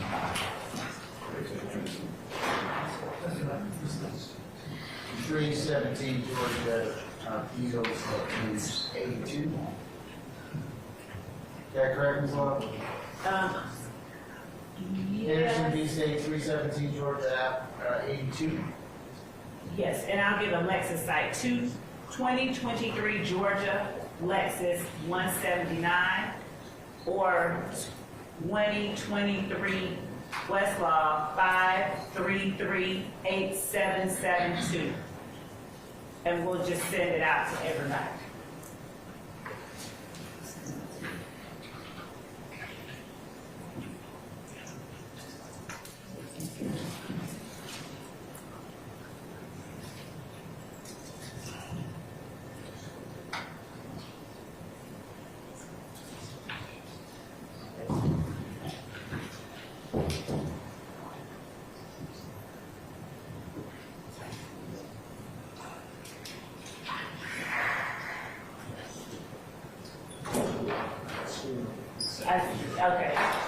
I just sent it to you all. I gave you all the.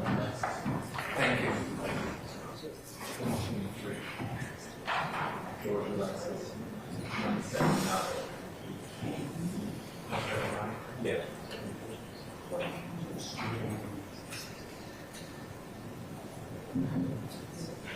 Yeah. Also, Chavers, Chavers versus the State 304, Georgia 887, a 2019 case, speaks to the fact that the court can conditionally admit the evidence. You said 304 Georgia 887. I said 304 Georgia 887, 2019 case. Thank you.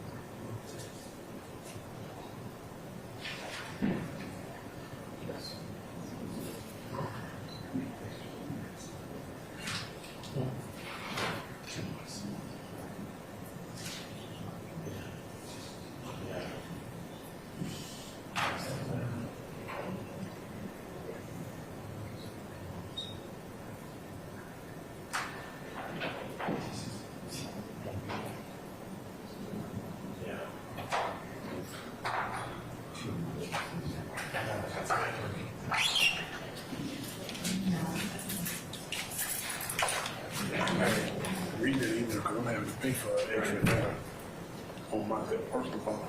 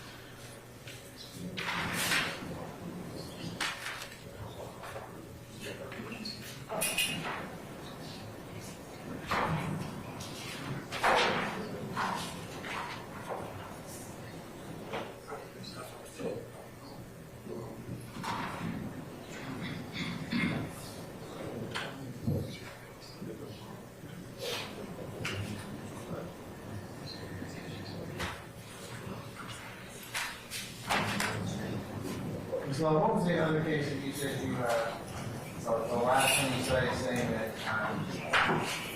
Chambers, CHADERS C-H-A-D, versus the state, 304, Georgia, 887.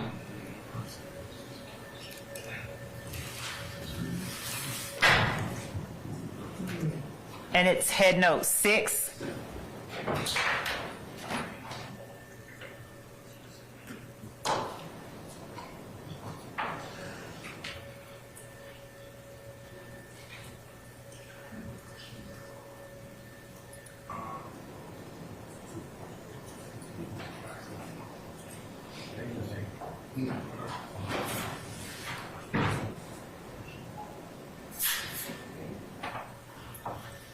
For those of you who need to take a comfort break, go ahead and do so. Just make sure you are back within the next 5 minutes or thereabouts, okay?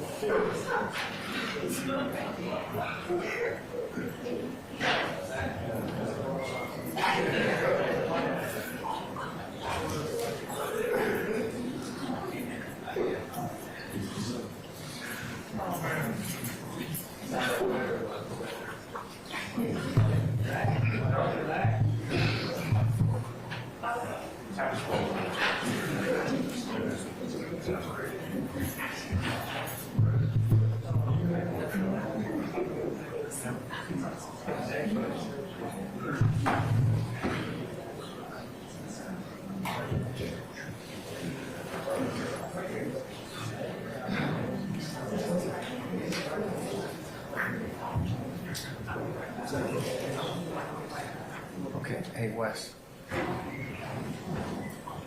Seems to me this is changed. Term means this is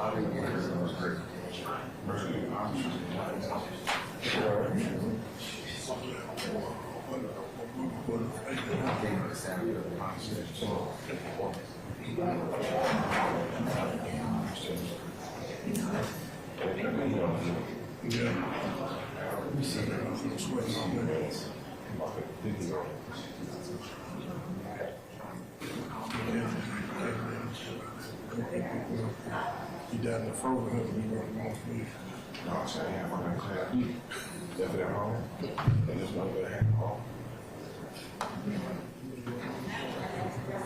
I'm going to have a big job. So, 8 Chambers was charged. only one of them, this is bad one, they had the police release his ass on the police.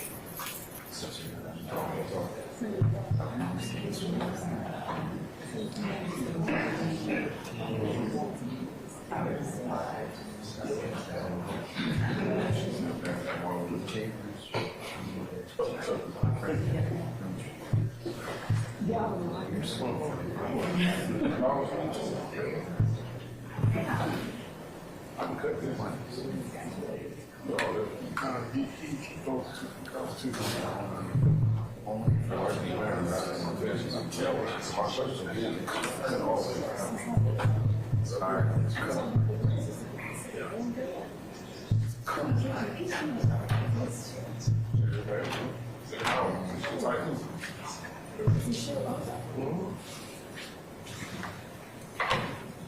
Couldn't sleep, make it home, baby.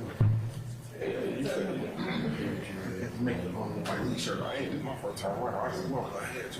I would have been cut off the material. Like too big. Yeah, you didn't do our neck big.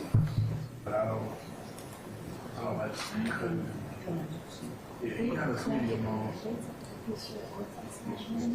I've been catching shirt on. Really? Yeah, they can show it well. Like Sergeant Jackson. Yeah. I just like all my. You know, ultimate shirt. You ever seen? You remember Thomas Byron? Like all the Byron uniform, like he won the Chief. You won. Tell me. This is what I need to look at everything. Yeah, let's get it on.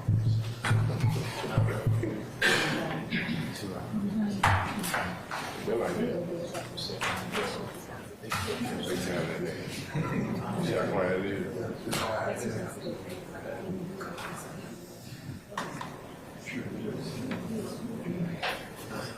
I don't be studying. I don't be studying. I run a lot of it. Especially him. Come here, let me sit right there. Like, go ahead, bro. Yeah, right. Sorry, Sergeant Ingram, everybody back yet, sir? Yes, sir. Okay, all right.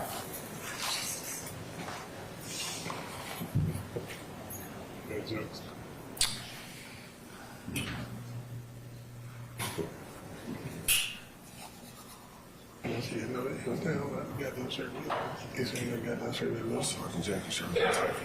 Mm-hmm. I want to see the shit like that. I'm not always the sleeves when they're dry. I couldn't use material up under here too, it'll be so bad. Yeah, man. Should be able to be like that. It's a trick, bro.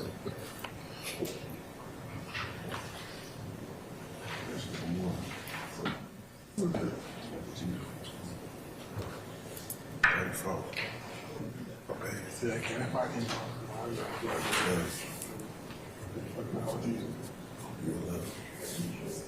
I didn't know. We can't do it. It's good. That shit I deep. So this nigga been fucked up my control.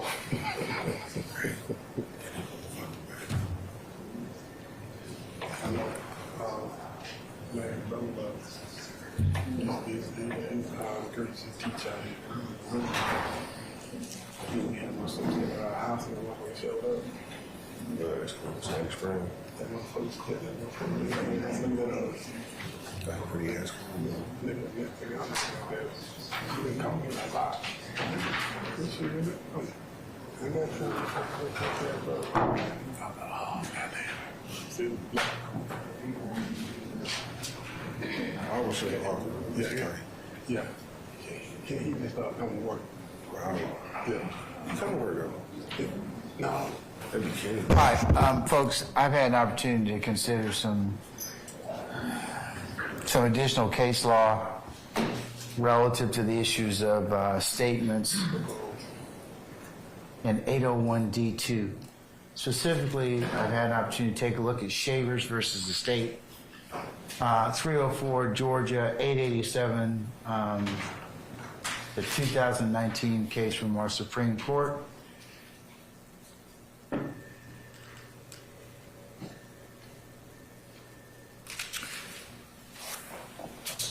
note 14, under OCGA 24-8-801 D2E, the hearsay rule does not exclude a statement offered against a party, which is a statement by a co-conspirator of a party during the course and furtherance of the conspiracy.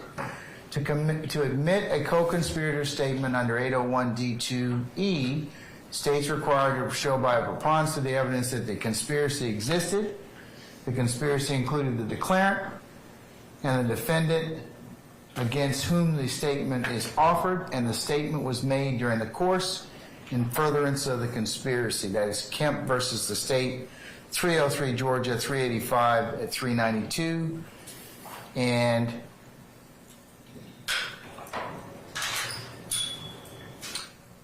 under head notes 15 and 16, determining the existence of a conspiracy, the trial court may consider both the co-conspirator statements and independent external evidence, although the co-conspirator statement alone does not suffice.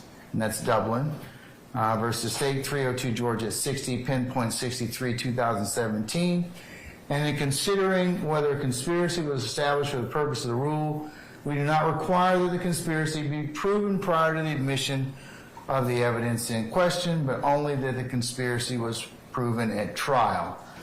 That's it's pages 63 and 64, 805 Southeast 2nd, 27.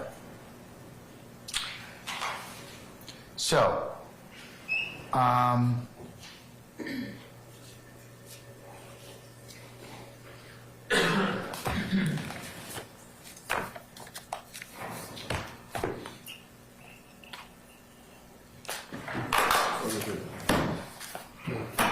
State, when did you know that Mr. Steele's examination would open the door?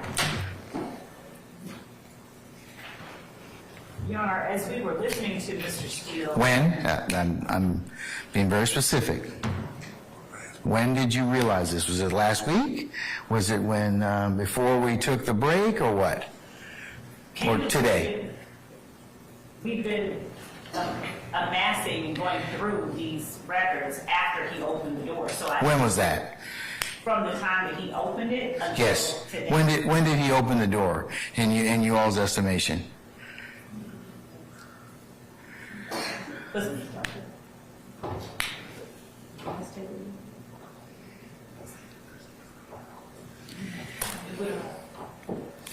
We began looking back through them, I would say, at the end of the day on Wednesday or Thursday, whenever the last day Okay. was that we had court, we've All been right. looking back through them. Okay. I don't have any issue with making evidentiary rulings, as you all know, and the threshold thereof. But it would have been nice for me to consider this prior to this. I mean, because I have some options with our jury. I don't like our jurors sitting around for hours on at a time for us to be able to ponder these kind of issues. They're important for all sides. But having them sit there waiting on us is what, I have heartburn as a jurist of many years and also debriefing jurors. So, I could have, here's my teaching point. I could have told the jury not to come in for a period of time. We could have taken this up better part of the morning or whenever, and then they could have done some other things. But I don't have any way of explaining to them now, or attributing fault. I'm not attributing fault to anybody, but do you understand what I'm saying? Everybody, I've told this to everybody. A forewarned judge is a happy judge. We are, because then we get a chance to plan our time. But and I get paid the same amount of money regardless of what I do, but what I don't like doing is having those folks that we have impaneled and sworn to just sit around here and then kind of just wonder what they're going to do. That's the teaching point, so that the fact that you all could do that, it helps out everybody. It just does. Your Honor, I did not. And I know you didn't, but I've told everybody this kind of ad nauseum, and I'm just repeating it again because this is a prime example of what I don't want to do. I don't want our jurors sitting around here. I could have easily told them this weekend.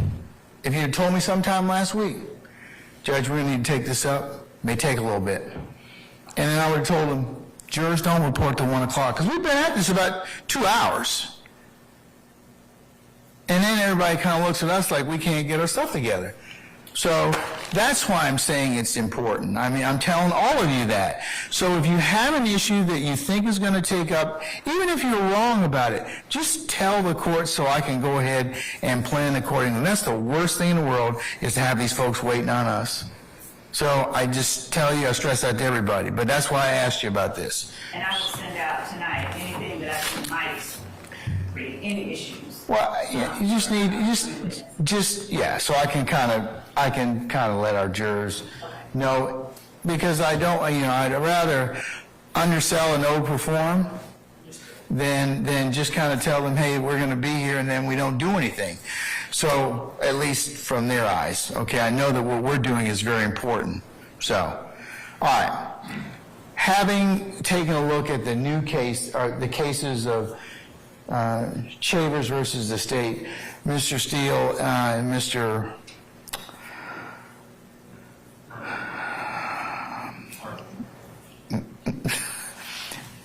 and Mr. Sharp, and others who have joined in this motion, I'm going to overrule your objections, and I'll permit the state to admit the aforementioned exhibits.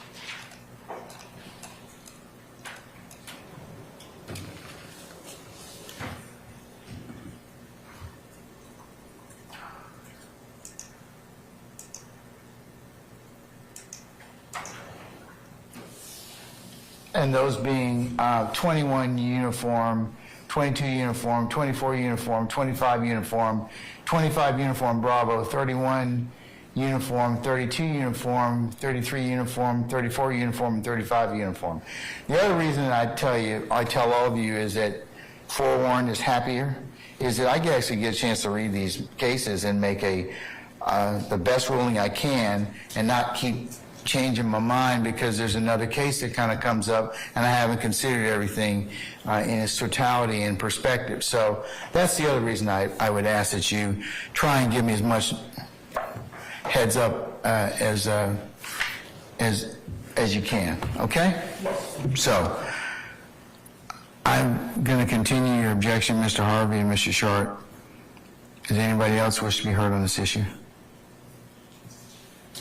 I don't need to be heard, except John Court has mentioned that I never said, except for Mr. Williams, on cross-examination, every one of my questions was, does this show Mr. Williams furthering any type of criminal street gang activity? I never took anyone else. I just wanted to make that clear. If the record is not clear, that is my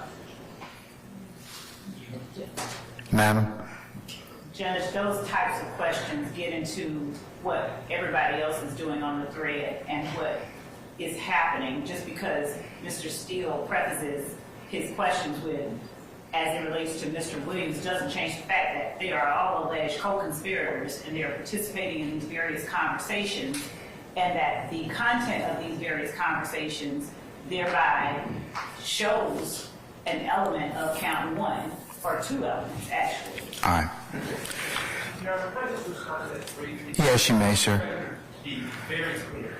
When the state says that they are participating in these conversations, They being the co-accused in this case? Still, well, because they're just saying they, and I think it's very clear. If they're saying participation in the conversation is proof of something, Mr. Stillwell is not participating in those conversations And Well, that's your assertion, and that's the state's assertion. That's the issue of proof at trial. But what they're saying is the records seem to indicate that there's some evidence or allegation of participation. no, Your Honor, the state has never said there's any evidence of participation by Mr. Stillwell in these communications. And I don't believe Mr. Stillwell is the only person that's sitting there as a defendant. Well, remember, there's other, I can consider also, and the jury can consider other ancillary facts that have been already established or will maybe established later. So I'll note your objection for the record, sir. Okay, hold on, you two. I gotta talk to Mr. Weinstein, then I'll acknowledge you next. Okay, all right, Mr. Matthews and Ms. D. Williams, you'll go next. Okay, go ahead, sir. Yes, Your Honor. 35U, I just want to be clear, is that the Instagram post from Martinez Arnold? Because I want to make sure I'm talking about the right exhibit. No. So that was not one of the ones that's been admitted by the judge by the court just now. The court simply overruled you all's objection. I haven't even tendered them. I was approaching the witness to show them to him, so I haven't even had an opportunity to tender them, so they have not been admitted. No, I'm sorry, but is 35U the one, this one here? No, this is 34. 34U. Okay, so we're also going to object to 34U, Your Honor, as far as bringing that in. What's your specific objection to 34U that hasn't already been made? Just foundation, this witness is not the appropriate witness to testify regarding 34U. This is an Instagram post by Martinez Arnold. And let me back up. Listen, the ones I just mentioned, 21U, 22U, 24U, 25U, 25U Bravo, 31U, 32U, 33U, 34U, and 35U still need foundation. Okay, thank you. So preliminarily, the arguments that you're making, I'll note them for the record, and I'll say that they're continuing, but she being the state hasn't laid the foundation quite yet. Thank you, Your Honor. All right, Mr. Matthews Sr., sir? Yes, just briefly, Mr. Huey, we simply join in the objection for all the reasons. Okay, all right. Thank you. Ms. D. Williams? Mr. Ryan is doing the same thing. Mr. Williams is joining in on it. Yes, ma'am. Okay, all right. Folks, it's nearly 6 o'clock. I think we're gonna have to call it a day at this point in time. So let's call back in Mr. Stevens, please, and we'll tell our jurors that our plans for tomorrow. Okay? Wait till you come in. Yeah, wait till he comes back in, please.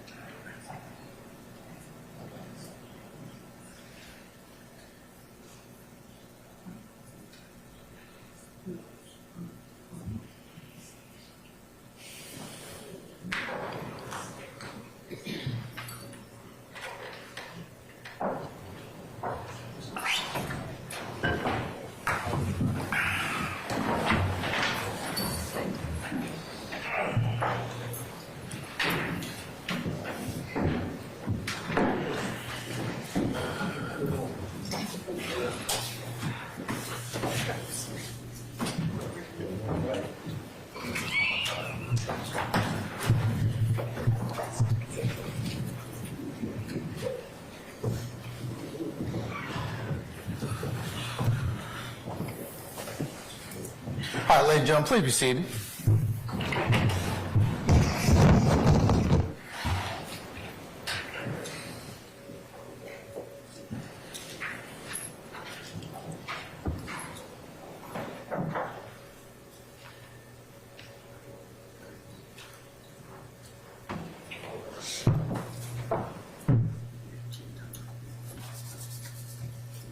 Vice President comes forward. All right, thank you, Sergeant Ingram. All right, ladies and gentlemen, as you can see, the hour is nearly almost 6 o'clock, and while I have finished business with our council here, it's the end of the day, and unless you have some strenuous objection, I'm going to go ahead and recess for the day, okay? All right, you all sound disappointed. I'm so sorry, okay? All right, but ladies and gentlemen, in all seriousness, there are some times that we take up matters, as I mentioned to you earlier, outside your presence and hearing, and we appreciate your patience because sometimes we don't know how long those will take, and as much as we can go ahead and plan those, we'll try and do so, but I don't want you to attribute anything against anybody. It's just those kind of things happen, and we ask for your patience in advance and continuing patience, okay? All right. Mr. Stevens, be here tomorrow morning for 9 o'clock, okay? All right. All right. Don't discuss your testimony with anybody except the attorneys in this case.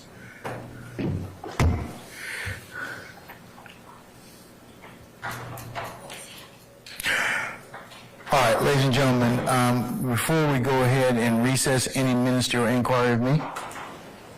No. All right. Tomorrow, ladies and gentlemen, if I don't do so, just remind me. I'll cover the schedule for the next couple of weeks, so you can go ahead and take care of other life things that you need to do, and just be informed as much as you can. Okay? So I'll cover that with you tomorrow at some point. But let's go through our customary ad nauseam admonitions. Remember, don't discuss this case amongst yourself. Don't try and do any research at home.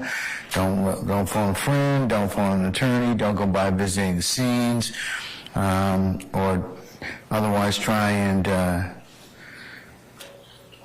augment your understanding. I'll just put it that way by using any other source and or the media or a third party that should try and talk with you about what goes on. And remember, if anybody should try and talk with you, along with Sergeant Ingram, would need to know immediately. But other than that, remember all the other things that we have talked with you about in terms of social media and other things that would, or people trying to contact you. So remember, that's very, very important. It's very, very important you not consider anything else that's otherwise not presented in the four walls of this courtroom. So, and ladies and gentlemen, last thing is, again, thank you for your patience, your continued patience that you have given us thus far and will continue to give us in the trial of this matter, and I say that on behalf of all of our participants in this case. Okay? So, ladies and gentlemen, unless you have anything of me, if you could be here tomorrow morning for 9 o'clock, we'll get started as close to 9:30 as we possibly can, and then we'll see where we go from the day will lead us at that point in time. Okay? All right. All rise. Remember, leave your notepads in the basket in the back.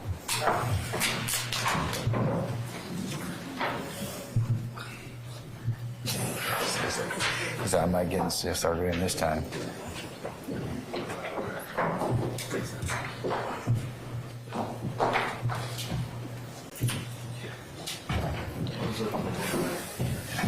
Wow, it's too much trouble to open up both eyes.